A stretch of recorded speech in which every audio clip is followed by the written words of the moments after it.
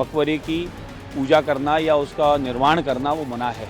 फिर भी इस प्रकार का किया गया क्योंकि लैंड जिहाद था, सीधा सीधा ज़मीनें कब्जा करने का काम था कि हमारी ज़मीनें कब्जा रहे ज़्यादा से ज़्यादा। भारत का इतिहास हम सबको पता है, लगातार मुग़लों का यहाँ आतंक रहा, यमनों का रहा, और उस संपूर्ण उनके आतंक में जो यहाँ पर लूटने कसोटने के लिए देश को आए, उन्होंने जहाँ जहाँ देश के जिस जिस कोने में गए उन्होंने एक ही काम किया कि जहाँ भी सनातनियों के धर्म स्थल है उसको खंडित किया जावे, मूर्तियों को खंडित किया जावे, मूर्ति और मंदिरों को खंडित करके वहीं पर फिर मकबरे मीनारें बनाई जाए, वहीं मकबरे चुने जाएं।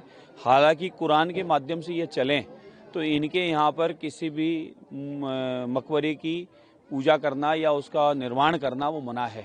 फिर भी इस प्रकार का किया गया क्योंकि लैंड जिहाद था, सीधा सीधा ज़मीनें कब्जा करने का काम था कि हमारी ज़मीनें कब्जा रहे ज़्यादा से ज़्यादा। पूरे भारतवर्ष में प्राचीन जितने भी धर्म स्थल थे, अध्यात्म केंद्र थे, मठ मंदिर आश्रम थे, उन सबको मिटाने का काम इन मुग़लों ने किया। अब मुग़ल जा चुके हैं तो मुग़लों का, अंग्रेज़ों का भी अब अस्तित्व यहाँ रहना नहीं चाहिए। इसलिए अब पुनः प्राचीन स्थानों को जीर्णोद्धार कराने की आवश्यकता है। वहाँ जो मंदिर था वो बनने की आवश्यकता है, भले वह कुतुब मीनार हो, भले कृष्ण जन्मभूमि हो, भले वह हमारे अयोध्या मंदिर के बाद में अनगिनत जिन मंदिरों की चर्चा आई है वो अजमेर दरगाह की हो, या फिर अभी एक और विषय आया है, तो इस प्रकार के कई स्थान हैं। और सिंबल की, और संबल में भी प्राचीन हरिहर मंदिर जो था उस पर ही इस प्रकार का मकबरा बनाया। ये सारे प्रमाण सहित है और अभी तो देखिए और निकलने वाले हैं। इसी प्रकार से हमारे जयपुर नगर में राजा बदन सिंह का महल था, महल में कभी मंदिर भी हुआ करता था, भित्ति चित्रों पे राधा कृष्ण की लीलाओं का उसमें अंकित है, उन सब पर सफेद रंग पोतकर और बदन महल पर राजा के बदन महल पर कब्जा कर लिया और कोई नवाब साहब की हवेली बता दी। अरे इतिहास को झुठला दोगे क्या आप? राजा बदन सिंह जी सूरजमल राजा साहब के जाट राजा जो थे, उनकी रेजिमेंट के प्रथम वाहक थे, उन्हीं को पारितोषित करने के लिए वह जागीर दी गई, वहीं मंदिर वहीं महल बनाया गया, वहाँ फंवारा इत्यादि सब कुछ है, उस पर अतिक्रमण कर लिया वक्फ बोर्ड के नाम पर। ये लैंड जिहाद है, इसलिए जांच होनी चाहिए। हमें तो कोई तकलीफ है नहीं अगर कोई कहता है कि हिंदू धर्म स्थल पर फलाना या नीचे मकबरा दबाए, हम कहते हैं हमारे मंदिर को खोद लो, निकाल लो, अगर है तो जांच करा लो। किसी भी हिंदू धर्म स्थल पर कोई कह दे कि हमने तोड़ के कब्जा किया है, कहीं भी कोई बता दे, हम उसके लिए तैयार हैं। लेकिन मुगलों ने किए थे ऐसे कार्य, अब मुगल जा चुके हैं तो किसी को पेट में दर्द होना नहीं चाहिए, और पेट में दर्द है तो वो पेट दर्द अपना दिखा दे। बाकी जो हमारे धर्म स्थल हैं प्राचीन, उन्हें वापस पुनः जीर्णोद्धार की आवश्यकता है, और हम तो कानून नियम पर चलने वाले लोग हैं साहब। अयोध्या राम मंदिर का 500 साल इंतजार किया ही ना, हमें खुद को बनाना तो बना लेते, लेकिन हमने कानून पर विश्वास किया और कानून का फैसला हमारे पक्ष में आया तो ही हमने अयोध्या राम मंदिर बनवाया। यहाँ भी हम लोग चाहते हैं कि यहाँ भी कानून नियम के माध्यम से जांच हो। अगर यहाँ प्राचीन मंदिर है, भले वो 2.5 दिन के झोपड़ा स्थान हो अजमेर में, या फिर ये दरगाह हो, या फिर हमारे संबल वाला हो, या फिर हमारे कुतुब मीनार के में 10 तीर्थंकर भगवान का मंदिर और एक मंदिर वैष्णव समाज का हो, और कृष्ण जन्मभूमि जहां भगवान का जन्म हुआ वही जन्म स्थल, वह जेल जो उस मकबरे के भीतर में है, वही काशी विश्वनाथ जो वापी ज्ञान वापी इस स्थान पर है। ये सारे पुराने हमारे प्राचीन स्थान हैं जिनका उल्लेख शास्त्रों में प्रमाण है, और उसी आधार पे हम लोग मांग करते हैं जांच कीजिए। नहीं निकलता है तो हम छोड़ देंगे, और निकलता है तो आपको देना पड़ेगा। तो कानून नियम पर चलने वाले लोग हैं, हम पूर्णतः इंतजार करेंगे, और हमें विश्वास है कि वहाँ भी हम जल्दी शिव भगवान के दर्शन करेंगे।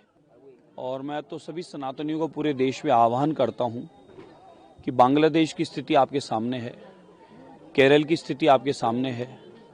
पिछली कुशासन जब कांग्रेस का राजस्थान में था तब उदयपुर की स्थिति आपके हमारे सामने थी, और कई जगह भले मालपुरा क्षेत्र का मामला हो, कई जगह जब भारत में सनातनियों को इस प्रकार से चुन चुन कर नुकसान पहुंचाने का प्रयास किया जा रहा था, तो सनातनियों के लिए अब कौन सा स्थान सुरक्षित है ये देखने की बात है, और कौन सरकार उनके साथ है ये भी सोचने की बात है।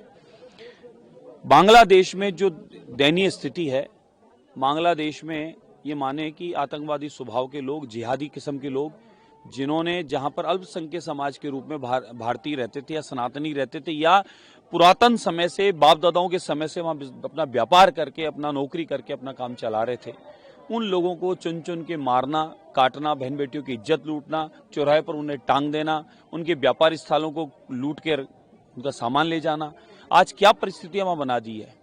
तो मैं तो केंद्र सरकार से, मोदी सरकार से, अखिल भारतीय संघ समिति राजस्थान का अध्यक्ष होने के नाते, एक आम नागरिक होने के नाते अनुरोध निवेदन करता हूं कि बांग्लादेश पर ध्यान देने की आवश्यकता है। बांग्लादेश में सनातनी जो हमारे फंसे पड़े हैं उनको बचाने की आवश्यकता, उनको सुरक्षा उपलब्ध कराने की आवश्यकता है और हमें दखल देने से कहीं ना कहीं उनको बल मिलेगा और वो लोग बच पाएंगे।